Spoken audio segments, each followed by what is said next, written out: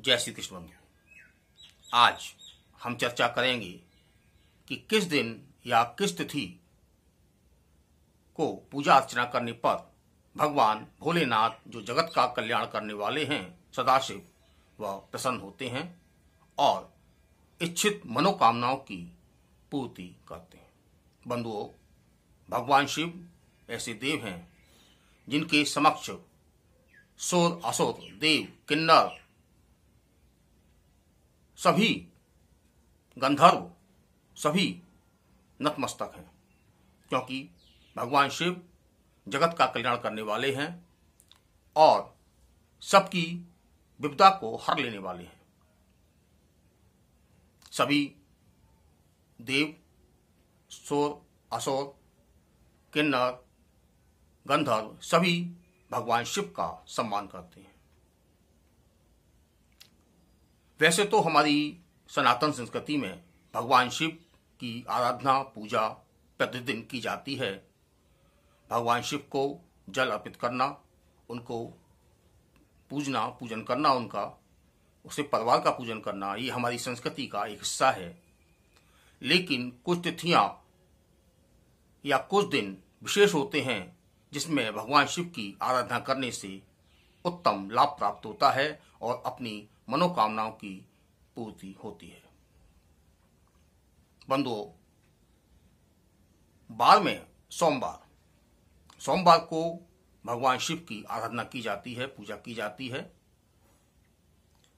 इसके अलावा मासिक जो शिवरात्रि होती है, यानी त्रयोदशी में चतुर्दशी का आगमन होता है, उस तिथि में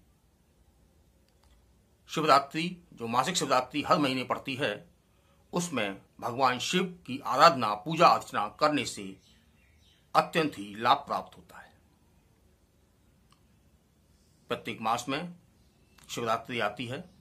वैसे वो महाशिवरात्रि आती ही है, लेकिन प्रत्येक मास में शिवरात्रि होती है।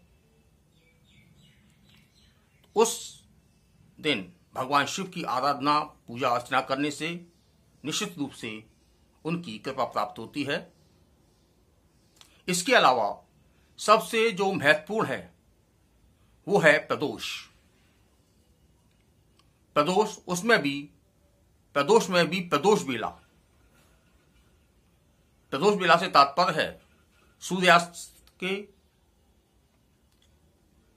होने से पूर्व, होने के पश्चात लगभग 45 मिनट का जो समय होता है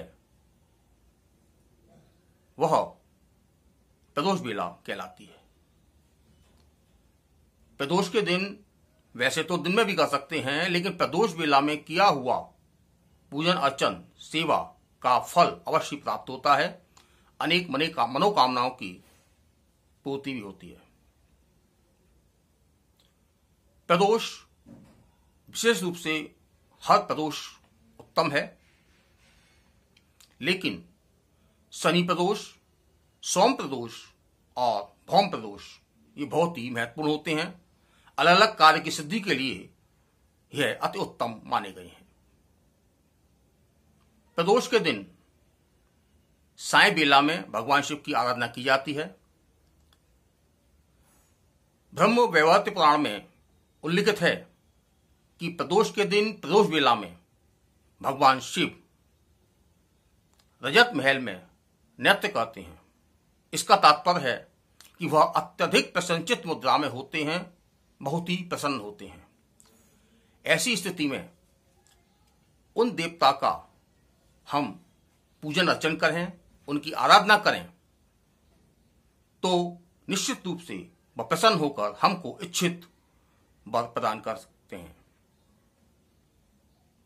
अतः प्रदोष के दिन प्रदोष बेला में हर प्रदोष को कर सकते हैं, लेकिन कुछ प्रदोष जैसा कि बताया कि भौम प्रदोष, सोम प्रदोष और शनि प्रदोष ये अत्यंत ही महत्वपूर्ण है। इनके लिए साय के समय पूजन अर्चन करें भगवान शिव का, भोलेनाथ का, और संभव हो तो प्रदोष काल में रुद्राभिषेक भी करें तो उत्तम लाभ प्राप्त होता है। भगवान शिव सभी का कल्याण करते हैं। प्रदोष के दिन सुबह से हमको किसी प्रकार का किसी को कष्ट नहीं देना है, संयम का पालन करना है, तभी व्रत पूर्ण माना जाता है। कोई भी व्रत हो, हमें अपने आप को संयमित रखना बहुत जरूरी है। किसी को कष्ट ना पहुंचाएं, कम से कम उस दिन, या असत्य भाषण का प्रयोग ना करें। यह हर व्रत में होता है।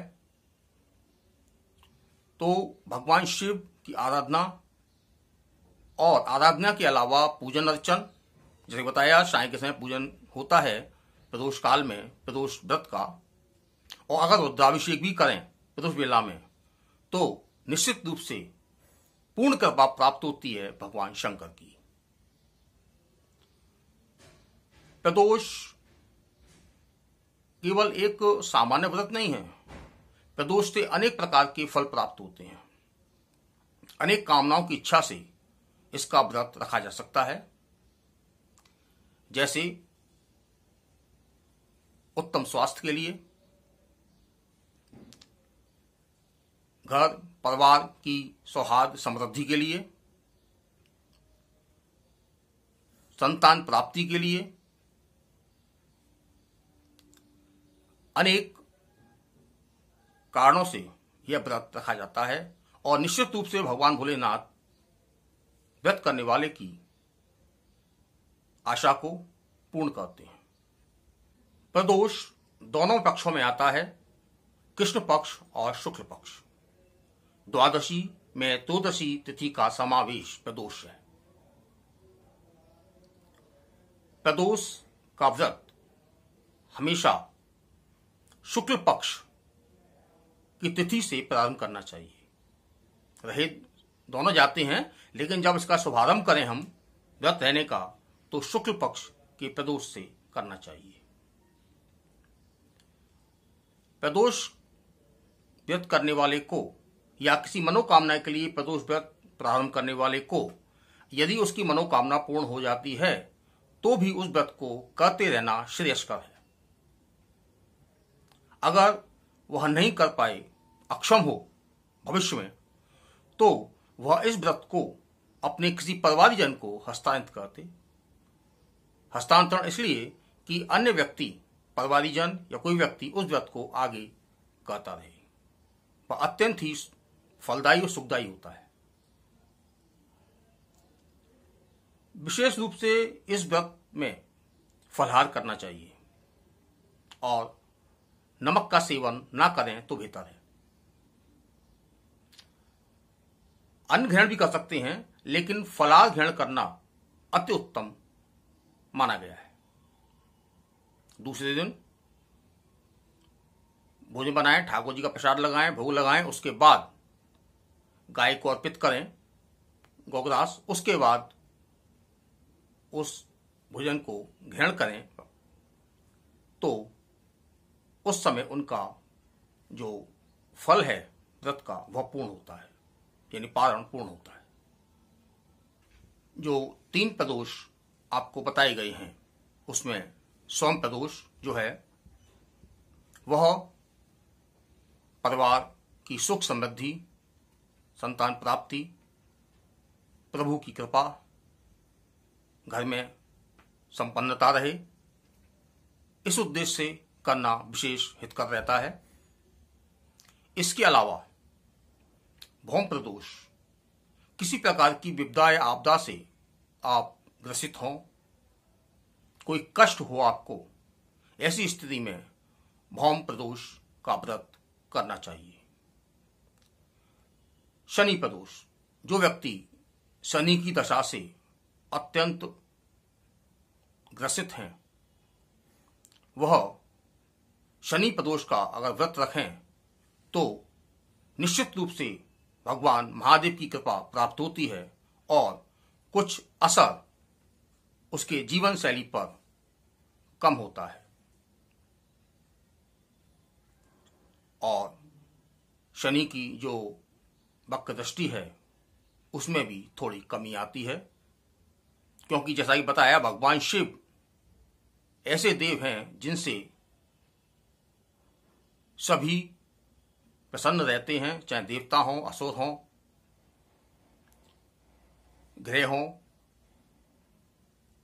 तो ऐसे भगवान शिव की आराधना करने से शनि की दशा वाले लोग भी कुछ हद तक लाभ प्राप्त करते हैं। इसके अलावा जैसा कि बताया कि प्रदोष, हर प्रदोष हमको रहना चाहिए, लेकिन कुछ प्रदोष ऐसे हैं जो अपनी मनोकामना के लिए रह सकते हैं। कब? यदि भौम प्रदोष पड़े कभी, यानी मंगलवार के दिन, तो वो रखा जाए तो उत्तम है। शनि प्रदोष यानी शनिवार के दिन प्रदोष पड़े तो शनि प्रदोष कहलाता है, वह रहें तो उत्तम है। और सोमवार के दिन जो प्रदोष पड़ता है वह सोम प्रदोष होता है। बंधुओं, वैसे तो आप सभी जानते हैं और आपके आचार्य अगर पूजा अर्चन कराएंगे तो वह निश्चित रूप से आपको सामग्री बताएंगे, जिसमें भगवान शिव की पूजा में आग का फूल, बेल, धतूरा, बेलपत्र, मौसमी फल, सुपारी, जनेऊ, लाल चंदन और अन्य पूजा की सामग्री इसमें प्रयोग की जाती हैं।